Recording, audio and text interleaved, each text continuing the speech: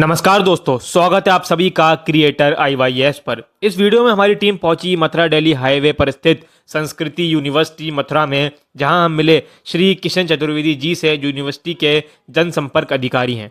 संस्कृति यूनिवर्सिटी ने सिर्फ मथुरा ही नहीं बल्कि देश भर के अपने एक पहचान बनाई है। इस खास बातचीत में हमने उनसे जाना होली के आने वाले पर्व पर उनके विचार और कैसे हमारा नया टैगलाइन रंगोत्सव यूनिवर्सिटी के जीवन और स्टूडेंट्स की एनर्जी से जुड़ा है। तो वीडियो एंड तक ज़रूर देखिए, क्योंकि ये सिर्फ एक इंटरव्यू नहीं बल्कि एक सोच का उत्सव है।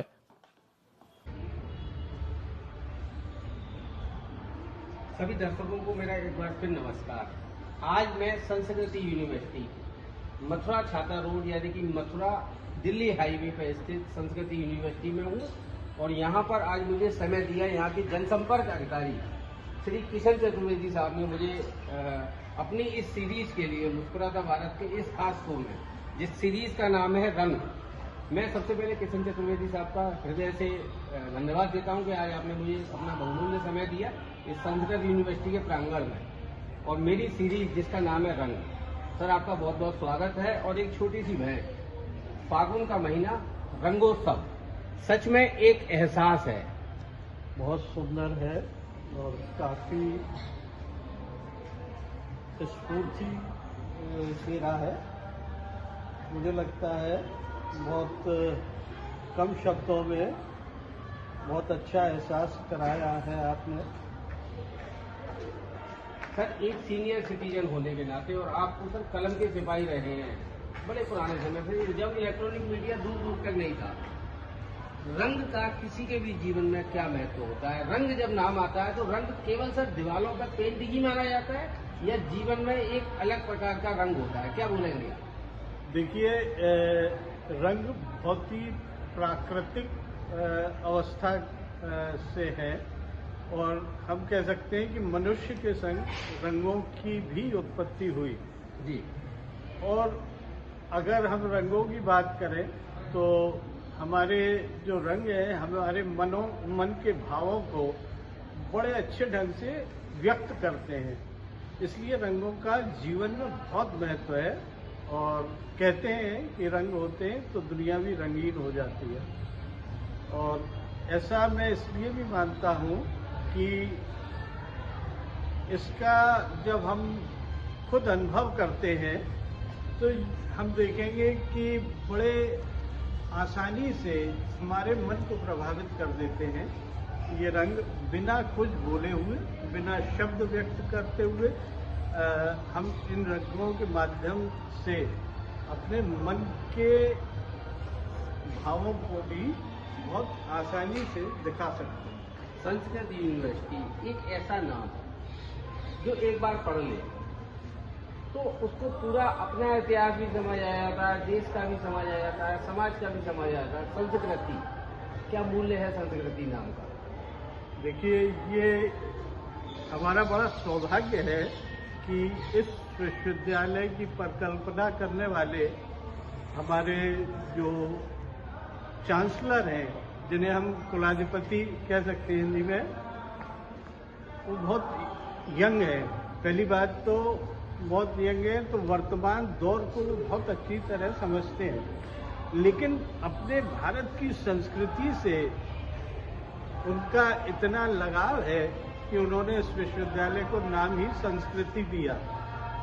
ये इस बात का एहसास दिलाता है कि लोग कहते हैं कि आजकल के युवा उस सोच को नहीं रखते जो हमारे प्राचीन सभ्यता है, लेकिन ऐसा नहीं है। हमारे युवा जिनके संस्कार और जिनकी सोच और जिनका पालन पोषण इन हालातों में हुआ है, जो भारतीय संस्कृति के महत्व को बहुत अच्छी तरह जानते हैं, तो हमारा विश्वविद्यालय इस मामले में सौभाग्यशाली है कि वो उस संस्कृति का निर्वहन करता है जिस संस्कृति के लिए हमारे भारत को पूरे विश्व में जाना जाता है। सर, जैसा कि आपने कुलाधिपति के रूप में बताया कि बहुत यंग है, सकारात्मक, किसी के भी जीवन में कितने रंग भरते हैं। सकारात्मकता जो संस्कृति यूनिवर्सिटी है तो हमारे जो कुलाधिपति है उनकी सकारात्मकता इस विश्वविद्यालय में कितने रंग भरती है। जैसे इस विश्वविद्यालय में मैंने अभी देखा कि हमारे नेशन हीरो के बारे में एक फोटो लगाया हुआ है, ये बॉल लगी हुई है Sanskrit university for excellence in life. कितनी सकारात्मकता, कितने रंग हैं इस यूनिवर्सिटी में उस यंग अवस्था की वजह से। देखिए, सकारात्मकता तो आपके जीवन में वो महत्व रखती है जो आपको आगे बढ़ाने में, लोगों को समझने में और लोगों से आत्मीयता स्थापित करने में काम आती है। सकारात्मकता हमारे जीवन के सभी पहलुओं में बहुत मूल्यवान सहयोग देती है। इसलिए मैं ये कहना चाहूँगा कि जैसे कि हमारे कुलाधिपति हैं, यंग होने के साथ साथ बहुत ही विवेकवान हैं।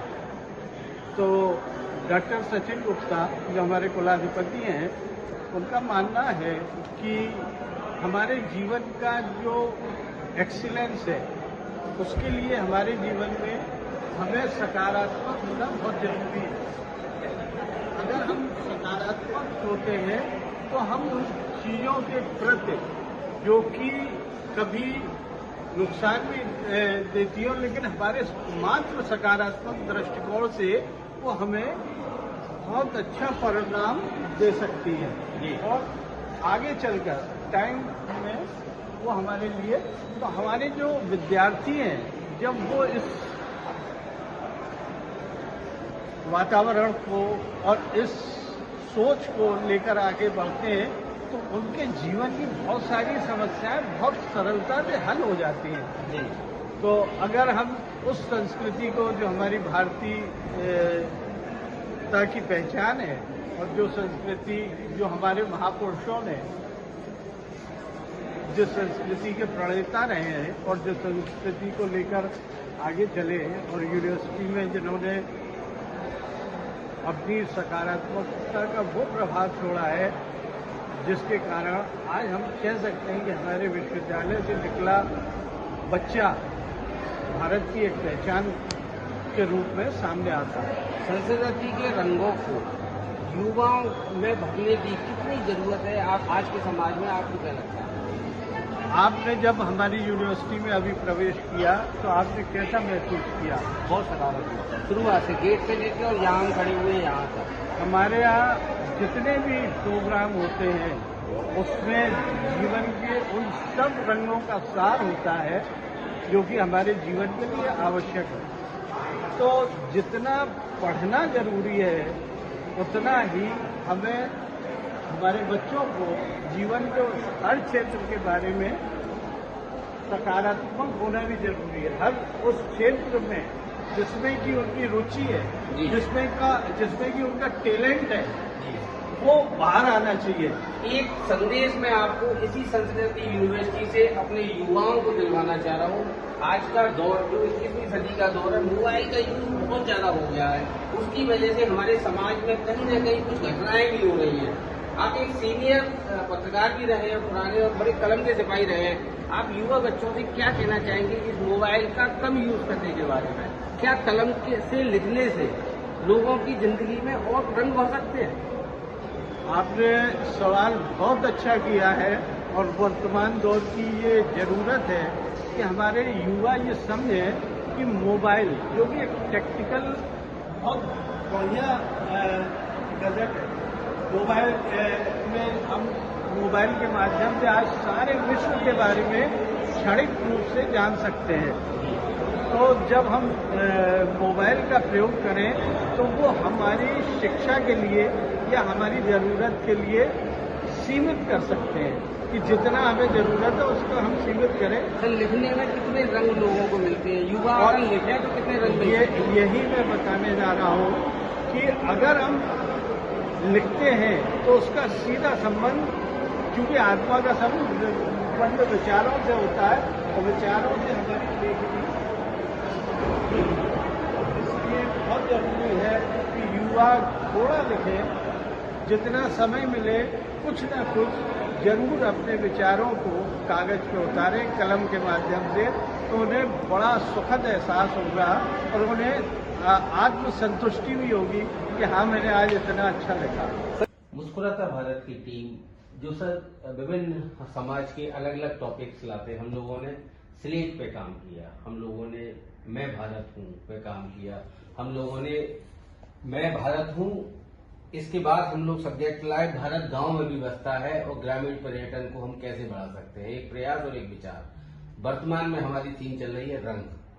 आप मुस्कुराता भारत टीम से क्या कहना चाहेंगे, हम किस तरह से काम कर रहे हैं और आपकी हमारे लिए क्या सुझाव है और इसमें हम क्या सुधार कर सकते हैं?